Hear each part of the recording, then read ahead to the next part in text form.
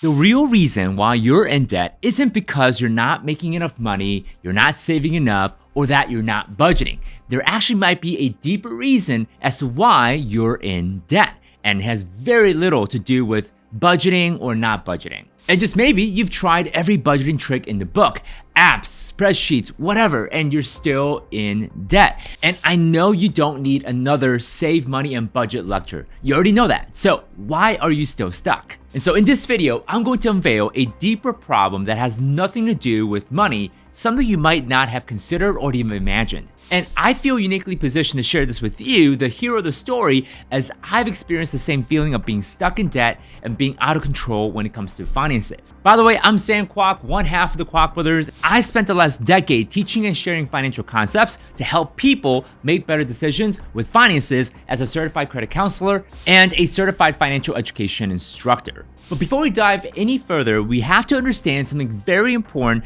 as the context for the entire video. You see, as humans, we are constantly doing two things consciously and subconsciously. One, we're always looking for ways to avoid threats and pains. This is like losing your job or becoming homeless. And two, we're always looking for ways to move closer to survival and thriving in our lives, as in feeling secure or safe. And so to aid us in those decisions, our emotions, such as fear, play a big role in what we say and what we do to avoid threats and pains. Now, the reason why I'm telling you this is because our money-making decisions are affected by our decisions all the time. Have you ever found yourself scrolling through your favorite shopping app with zero intentions of buying anything? But for some reason, just scrolling through the app feels soothing and comforting. Or you walk into your favorite store and find yourself strolling without a clear plan, and you may have told yourself that you're bored and you need something to do, and sometimes you end up buying things that you never planned to. You might justify it by saying, well, it was on 30% sale, or I can say no, or I might need this one day, buy this now. If this is something you find yourself doing quite frequently, you might be engaged in something I called comfort spending. Now, many years ago, I would find myself in anxiety or in a stressed out situation, but then going to a local store to buy random things will help me forget about the anxiety or the stress. And I would feel good and excited walking out the door with a bunch of random crap from the store. It made me forget about my problems for just a bit. And that good feeling is triggered by a hit of something called dopamine. A dopamine is a brain chemical that makes us feel good or rewarded for accomplishing something. And because it gives us the good feels, we are conditioned to do it over and over again. And this is why we get addicted to certain things. But here's the real problem. Not only did buying random things not solve the underlying anxiety or the problem I had, I bought stuff that I never truly needed. Basically spending money that I could have invested or earmarked for something more important. So buying random crap from the store just simply masked my anxiety temporarily, but I would find myself in the same stressful situation a few hours later. You see, everyone has a different way of coping with anxiety and stress. For me, spending money and buying random crap gave me a sense of control. And when we're fearful, we subconsciously take action or not take action to gain the feeling of control or figure out how to avoid or run away from the problem altogether. Because when we get the feeling of being in control, at least we feel that we can make the anxiety or stress go away. We feel less powerless about the situation. But this is just an illusion that we often create for ourselves. When you think about it, when are we really in control over anything? We don't even know if we're gonna wake up tomorrow morning, not to get morbid. But it's not just spending money aimlessly. Some people get the feeling of being in control, or they like to run away from their fear and anxiety by, gambling, medicating themselves with substances, or working ungodly amount of hours of work just to feel in control.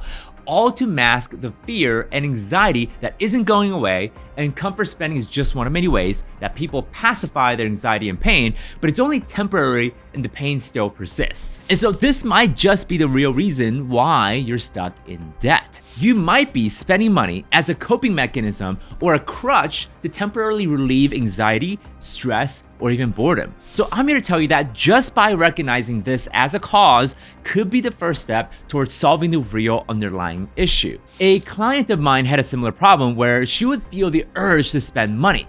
She couldn't help it. It was as if she was fighting against herself. She would be overpowered by this feeling that she needs to go spend money and that she couldn't explain why. So later we found out that her underlying problem was loneliness. You see, her husband unfortunately had died a few months ago, and her adult children are living their own lives. They've moved on. So sadly, she didn't have much of a relationship where she could feel seen or heard. So she would use spending as a way to cope with her loneliness. I mean, she even later said that watching advertisement made her feel like someone at least resonated with her emotions. Now, the good news is she was able to connect with some amazing people and went through a beautiful healing journey, which ultimately led to healing and transformation even in her own finances as well. And so what's all too common about her story as well as mine is that comfort spending eventually leads to debt. It wasn't because neither of us had the latest and the best debt payoff strategy. It wasn't because neither of us wasn't making enough money or saving enough. I mean, I personally met supposed millionaires who would spend like crazy because of anxiety, stress, trauma, or loneliness. It's an uncontrollable urge fueled by emotion of fear, and fear is one heck of a powerful emotion that leads us to take action.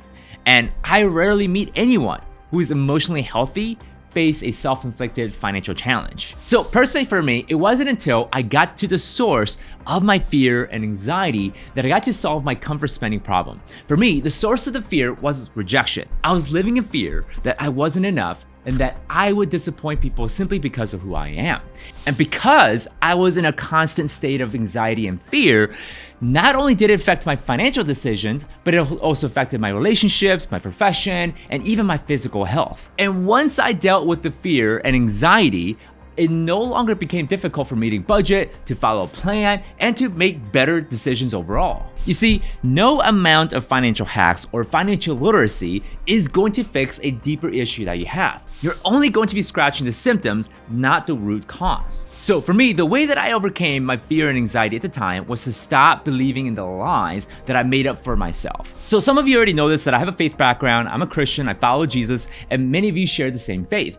The big transformation that I had in the healing process was to simply ask God how He sees me. And over time, I made that to be the only thing that mattered. Not what others thought of me, and not even what I thought of myself. It completely reshaped my belief and perspective about myself.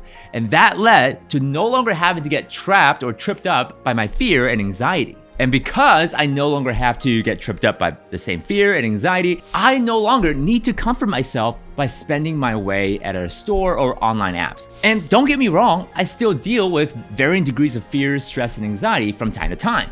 But I now feel like I have the tools to help me get out of those situations quicker, long before I feel the need to comfort spend. So overall, looking back, I now realize that financial success is 80% psychology and spirituality, and only 20% of it is tactics and strategies. Now, I know this sounds hokey and woo-woo to some of you.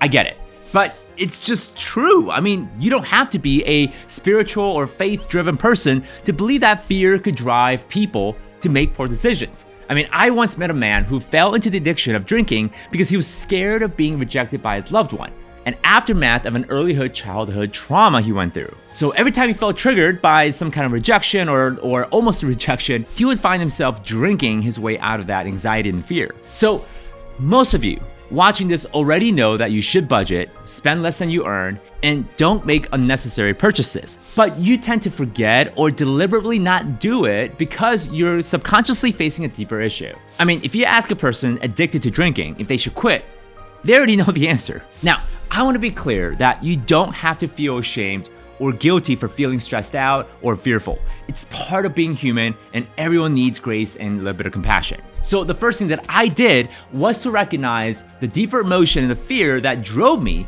to the comfort spending in the first place. And once I gave myself grace, knowing that we're all humans, we're all fallible, it gave me some confidence that things can change and things can be better. So I'm here to tell you guys the good news, and that is there is a way out. You don't have to keep coping with temporary relief like comfort spending. You no longer have to spend uncontrollably as a crutch. There is hope in the future. So as we close out, I know many of you watching have a wide range of beliefs and different types of faith background and different upbringing, but part of my faith is to be a blessing to other people.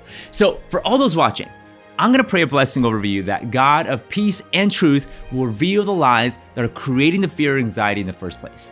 And instead, He will give you His truth and perspective that leads to freedom, to hope, and to redemption.